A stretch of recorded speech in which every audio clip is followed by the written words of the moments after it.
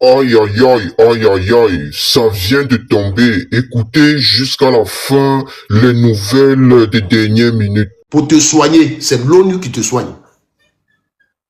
Oui, parce que tu es au compte de l'ONU. Justement.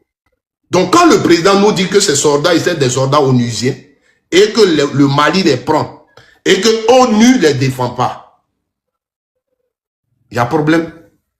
On les a libérés juste parce que le Mali a tenu compte des relations qui les lient à la Côte d'Ivoire. Donc, ils ont négocié. Dans les négociations, il y a eu peut-être des échanges.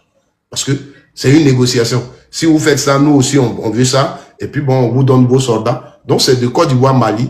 C'est pour ça qu'ils ont été libérés. Ce n'est pas l'ONU qui est intervenue. Voici ce qu'il faut retenir. Et moi, si je retiens ça, je dis, mais qu'est-ce qui donc s'est passé? Donc, ils n'étaient pas des soldats onusiens. Ils faisaient donc quoi là-bas? C'est la question à poser. Et c'est là que le nom de mon pays intervient, parce que le treillis, il porte là, c'est le drapeau de mon pays. Oui. Voilà. Voici comment il faut prendre les choses. On ne dit pas comme c'est lui là qui est au pouvoir, ou bien c'est lui là qui a fait ça. Quand elle fait là, il faut le prendre. Demain là, quand sur le plan administratif, tu vas t'asseoir, on va te dire de revenir sur cette histoire. Ce que tu vas écrire et que les gens vont prendre en compte, c'est ça qui est là, c'est pas autre chose. Non, quand ils sont venus là, c'est eux qui sont allés, ça on ne prend pas en compte. Les faits sont passés, voici ce qui est retenu. En Côte d'Ivoire, en 2025, il y a une élection présidentielle. Avant l'élection, là, il y a eu des mouvements. L'opposition a boycotté les élections parce qu'elle a estimé que Ouattara faisait un 4e mandat de trop. Donc, ce n'était pas constitutionnel. Donc, le PDCI, le PPACI n'ont pas participé à cette élection. Et toujours est-il, qu'est-ce qu'on retient? L'élection a eu lieu, oui. Parce qu'on va tenir compte des résultats que la CI a donnés. On va tenir compte de ce que le Conseil constitutionnel a dit. Il n'y a pas longtemps, j'ai fait le débat avec un frère ici. Oui. Il dit, il fallait qu'on manifeste parce que le rapport que l'ambassadeur d'Italie en Côte d'Ivoire a fait aux autorités italiennes ici, c'est pas ce qui s'est passé. Et tout. Je lui ai dit non. L'ambassadeur d'Italie en Côte d'Ivoire ne peut pas dire autre chose que ce qui se vit en Côte d'Ivoire. L'ambassadeur d'Italie qui est en Côte d'Ivoire, il prend sa voiture matin, il va au travail. Il n'y a rien dans les rues. Lui, c'est selon ça qu'il fait son rapport. Donc, on a manifesté. On n'est pas content pour le 4e mandat. Mais la stratégie qui s'est imposée à nous, que les autres ont préparé, ceux qui voulaient faire leur 4e mandat, a pris le dessus. Donc, le 4e mandat... Je sais pas, je sais ce téléphone-là. Le 4e mandat se fait en Côte d'Ivoire, c'est un fait. Tu comprends? Voici ce qui est officiel. Et cette réalité, quand tu ne le veux pas, c'est là que tu as des problèmes. Donc la politique, on ne la fait pas parce qu'il faut la faire. Je fais une analyse, oui. Ouattara, il ne devrait pas faire le 4e mandat. Nous qui étions en face pour dire non au 4e mandat, si on voulait vraiment tenir tête à Ouattara, il fallait qu'on ait des armes par rapport à ce qui s'est passé. On n'a pas les armes pour nous, on pouvait utiliser la voie pacifique. Marcher. Le 9 août, on a eu une marche. Il y a eu plus de 2 millions de personnes qui sont sorties. Les autorités n'ont pas tenu compte de la revendication. Ils ont continué le processus. On voulait continuer puisque c'est la voie que nous offre la démocratie. Continuer de marcher pour nous faire attendre. Ils nous ont interdit de marcher. Ils ont commencé à nous arrêter. Ils ont commencé à faire des trucs. C'était leur stratégie pour arriver à leur fin. Ils sont arrivés à leur fin. Aujourd'hui, qu'est-ce qu'il faut faire? Est-ce qu'il faut prendre les armes parce qu'on ne veut pas de 4e mandat? Est-ce qu'il faut aller attaquer son pays? Est-ce qu'il faut faire ceci? Voici les faits quand tu es devant ça. Les faits même te répondent. Voici comment on fait la politique. On ne vient pas parce que je supporte, donc je supporte. Le débat dans lequel je suis ici et tu viens me demander est-ce que je suis ivoirien, je le fais pour l'intérêt de ma nation. Ce que tu n'aimes pas chez toi, il ne faut pas l'accepter chez l'autre. C'est de ça qu'il s'agit. On dit IB est putschiste. Tu l'attends. Vous tous, c'est un putschiste, c'est ceci. Mais Damiba qu'on a attrapé, dont la photo est ici, dès qu'il a pris le pouvoir au Burkina, tu ne l'as pas vu en Côte d'Ivoire? On n'a pas déroulé un tapis rouge pour lui. Le président de la République lui-même ne l'a pas appelé président de la République de Burkina. Mais est-ce que ce n'était pas un putschiste? Pendant qu'on tire sur IB, on n'a pas reçu ici le président gabonais qui avait fait un coup d'État. Pendant qu'on tire sur eBay, on n'a pas reçu ici le président guinéen qui a fait un coup d'État. Voici les faits. Donc, quand les observateurs voient tout ça, ils vous demandent mais dans quoi vous êtes au juste. Donc, c'est ceux qui vous insultent la Côte d'Ivoire que tu vois là. C'est bien nous qui les amenons à nous insulter. Parce qu'ils savent, ils ne comprennent pas dans quoi nous sommes. Quel jeu, on joue à quel jeu? Est-ce qu'on est pour les putschistes ou on n'est pas pour les putschistes? Pourquoi recevoir d'autres putschistes et rejeter les autres? Moi, je dis toujours, dans le pays où il y a eu un coup d'État qu'il faut condamner, quelqu'un qui est démocratique ne peut même pas accepter, c'était au Gabon. Pourquoi au Gabon? Au Gabon, les Gabonais sont rentrés dans les urnes. Ils ont voté. Et on estime que le président sortant est en train de voler les résultats du peuple. Donc, les militaires interviennent. Mais quand les militaires interviennent, la chose à faire, c'est quoi? C'est de mettre la paix et donner les vrais résultats. Donner les vrais résultats. Et celui qui a gagné va diriger. Parce que c'est lui que le peuple a choisi. Mais eux, ils s'asseyent sur les résultats. Ils ne donnent pas les résultats et puis ils prennent le pouvoir. Ça, c'est un coup d'État. C'est-à-dire que les gens ont voté librement. Donc, si on a estimé que l'autre était en train de voler, c'est comme, toi, tu es là, tu es un citoyen en Côte d'Ivoire. On t'a volé ta voiture. La police, c'est son travail d'intervenir. La police intervient, attrape le voleur. Mais si on prend ta voiture, on te la rend ou bien la police garde la voiture. Et me la rend. Ok. Donc, si vous intervenez et que vous avez pris la victoire du peuple, que lui, il était en train de voler, mais vous permettez que celui que le peuple a voté exerce son pouvoir.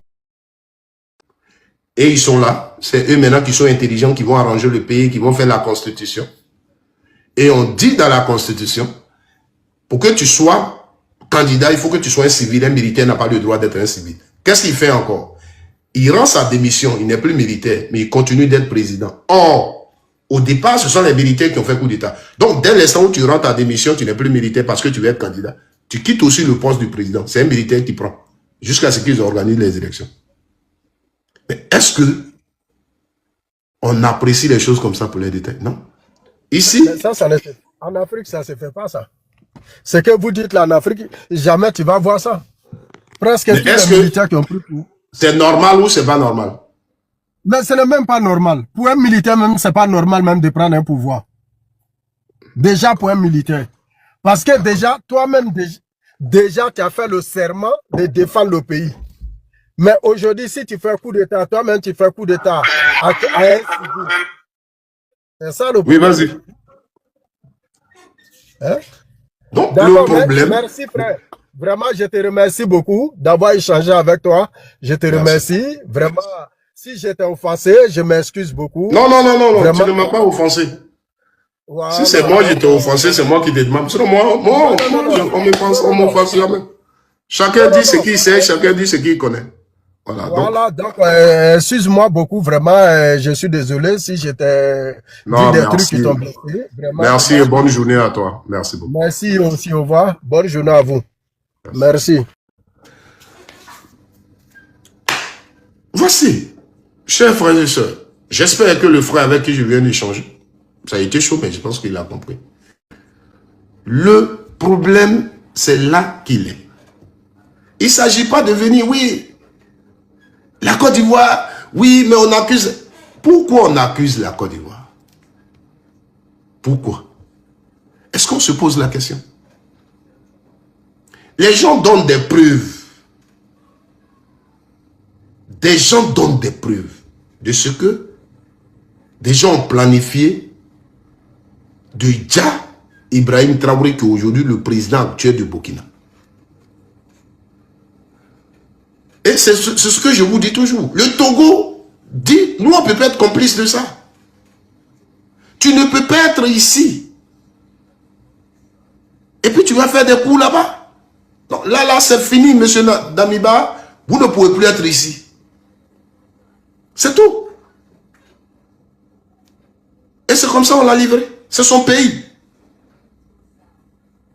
On l'a livré. Mais C'est dans cette Côte d'Ivoire, vous avez marché. Parce que Johnny Pacheco faisait quoi? Il faisait juste des vidéos sur des gens, il dénonçait. Il dit non, tel a couché avec tel. Vous avez marché en Côte d'Ivoire. Vous avez encadré une marche pour que Johnny Pacheco soit rapatrié. Mais quelqu'un qui planifie comment dire quelqu'un, c'est lui qu'on estrade et vous n'êtes pas content. Atu Banga, tu t'es levé de la Côte d'Ivoire, tu as pris avion, tu es venu en Europe ici pour porter plainte contre Johnny Pacheco dans l'intention qu'il soit extradé. Mais tu savais que si Ferland extrade Johnny Pacheco, mais on le met dans la main des Ivoiriens, il était déjà condamné.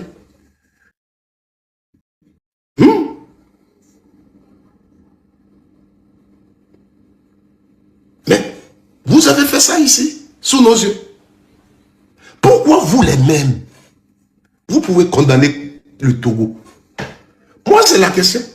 Donc, ce que mon frère a dit tout à l'heure, même j'ai vu des gens de l'extérieur qui accusent la Côte d'Ivoire. Non, c'est nous-mêmes.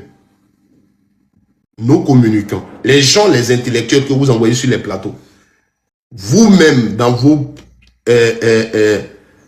lives que vous faites, c'est vous qui insultez la Côte d'Ivoire. C'est vous qui amenez, qui exposez la Côte d'Ivoire. C'est vous qui voulez que les gens nous insultent. Parce que vous n'êtes pas cohérent. Vous n'êtes pas cohérent. Vous donnez l'impression de protéger des gens comme les Damiba. Et aujourd'hui, c'est clair, si Damiba est impliqué dans le coup, on sait tous que ses complices se trouvent à Abidjan.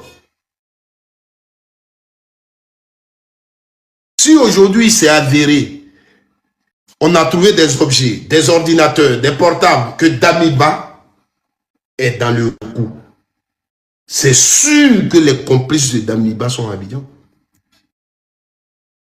Que les coups se préparent là. Ça, on ne peut pas le nier. Donc, ne vous levez pas pour chanter, pour influencer, pour faire peur aux gens, comme vous avez l'habitude de le faire. Même un bébé le sait. Un bébé le sait.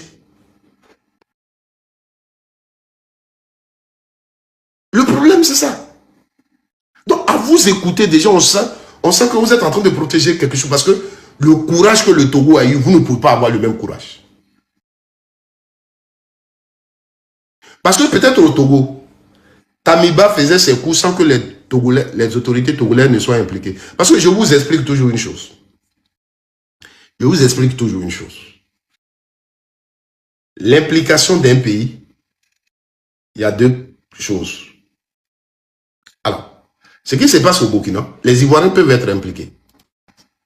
C'est comme tout à l'heure, le vocal que vous avez écouté, on dit qu'il y a des Ivoiriens qui étaient dans des hôtels.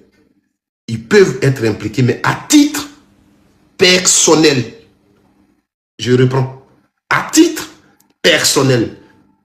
Elle dit, moi, je sais manier les armes. J'ai étudié la technique de guerre et tout. Donc, des gens veulent faire un coup. Et ils rentrent en contact avec moi et je signe un contrat avec eux pour aller faire leur coup. Je suis ivoirien. Mais ce que je fais n'engage pas mon pays. Si on m'a pris sur le terrain là-bas, ça n'engage pas mon pays. C'est comme un footballeur. Didier Drogba joue au ballon. Tout le monde sait qu'il joue au ballon. Le Togo a un match. Et le Togo dit, Didier Drogba, viens, on te sélectionne, tu vas jouer. Mais Didier Drogba signe un contrat personnel avec le Togo pour aller jouer. Ce n'est pas la Côte d'Ivoire qui joue. C'est un Ivoirien, bien sûr. Mais si Didier Drogba trouve son problème là-bas, c'est lui son problème. Et ce que je vous disais sur le coup du Mali, quand nos 49 soldats sont allés là-bas, dès l'instant où ils ont le treillis de Côte d'Ivoire, dès l'instant où, je vais répondre à un frère, et parce que ils sont toujours comme ça. Et je vous dis que notre rôle, c'est bien d'enseigner. Donc, je vais répondre. Malgré les exemples passés de Blé Goudé, de Lida Kwasi, de militaires abbayis qu'on a pris, il n'a rien compris. Donc, je vais enseigner, c'est pas grave. Monsieur Paco Tian, c'est ça, non, ton nom? Voilà. N'ayez pas peur. N'ayez pas peur. Sur les réseaux sociaux, assumez le travail que vous faites.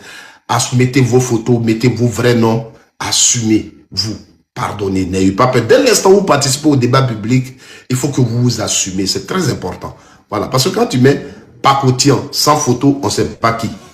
Alors, tu dis Soro Diom et Babo Kone sont au Burkina. Tu dis quoi de ça? Merci. Et ça va me permettre de faire un petit coup sur ça, avec mon petit niveau de C1 et Pépego Dédé. Alors,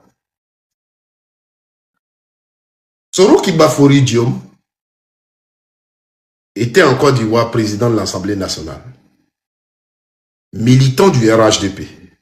Il a été même vice-président du RDR, député du RDR. Pendant 2 mandatures, il a été président de l'Assemblée nationale de Ouattara. À notre grande surprise, en 2019, il rend sa démission de son poste de président de l'Assemblée nationale. Il demeure député. Par la suite, il nous explique dans sa lettre de démission pourquoi on lui a demandé de rendre la démission. Il n'a pas dit « je vais de moi-même ». Il dit « on m'a demandé de rendre la démission ». Parce que je ne peux plus, j'ai des ambitions, je ne veux plus être RHDP. J'ai eu des réunions avec le président de la République et j'ai maintenu ma décision de partir du RHDP parce que j'ai des ambitions. Donc, on m'a donc demandé, puisque je ne veux plus être RHDP, de libérer le tabouret. Il est encore là, la citation, elle est récente. Le maire de Yopougon, Adama Bitogo, qui l'avait dit en son temps, il était directeur exécutif du RHDP. Soro, après ça, il va nous faire une tournée, tout ça pour expliquer ses militants et tout.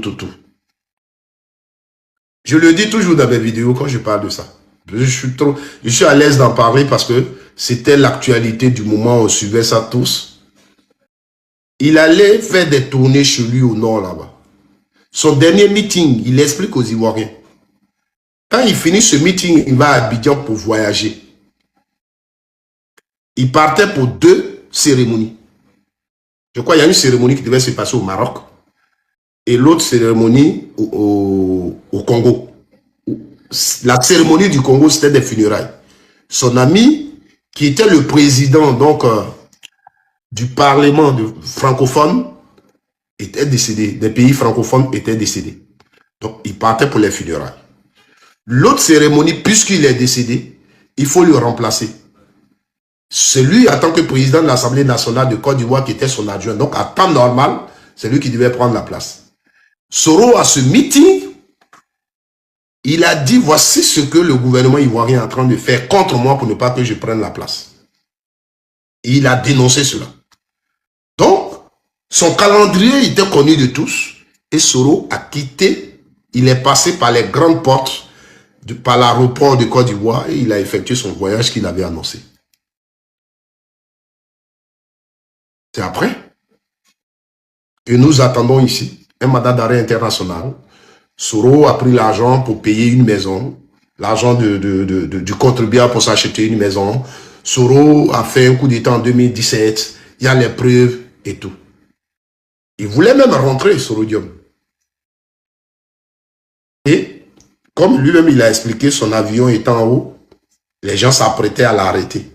C'est comme ça. Il allait atterrir au Ghana, et il est resté tout le temps. Donc, les faits pour lesquels Soro Diom est en exil sont connus avant qu'il n'aille en exil. Voilà. Tu comprends? Maintenant, Soro, là où on l'a accepté qu'il soit en exil, parce que chaque pays est libre de t'accepter, selon leurs lois. Donc, là où on lui a accordé exil, s'il est au Mali, il est au Burkina ou où, si actuellement, étant là-bas, l'État de Côte d'Ivoire donne les preuves que Soro qui est là-bas, là, voilà ce qu'il fait. Voici les preuves de ce qu'il fait étant chez vous. Donc, si vous ne le livrez pas, vous êtes complice de ce qu'il fait. Donc, l'État burkinabé, qui a quand même ses lois sur comment dirais-je, les réfugiés, va regarder sa loi et les juges vont statuer pour dire, ça, nous, on ne peut pas te garder. On est obligé de te livrer à les autorités parce que tu es chez nous, voilà ce que tu es en train de faire dans ton pays. Je ne sais pas si tu me comprends bien, mon frère. C'est le cas de Damiba que vous voulez bien défendre.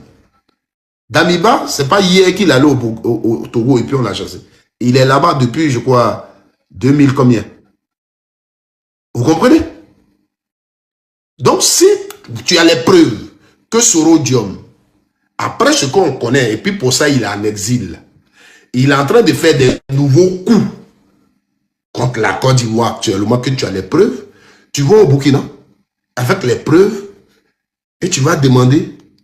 Alors, on se dit à la prochaine, portez-vous bien. Je tiens déjà à vous le rappeler, à vous le réitérer que cette église médiatique continue dans la même lancée, dans la même allure. Et surtout, nous sommes en pleine investigation et avec le temps, nous allons essayer de mieux orienter les choses, de mieux repositionner les choses, de mieux réorganiser les choses. Alors, je crois que cette édition de ce soir vous a plu et laissez donc les likes comme d'habitude, partagez dans tous les groupes WhatsApp, Telegram, Instagram, Facebook, TikTok, Snapchat, Twitter, parce que c'est en faisant cela que d'autres personnes parviendront à découvrir cette église médiatique. On se dit donc à la prochaine en Afrique de l'Ouest, dans l'AES. On essaye, comme on peut, d'être classé parmi les meilleurs. On se dit à la prochaine fois, et tout ça, c'est la Disturb Baby. Bisous le bon, les gars. Bon.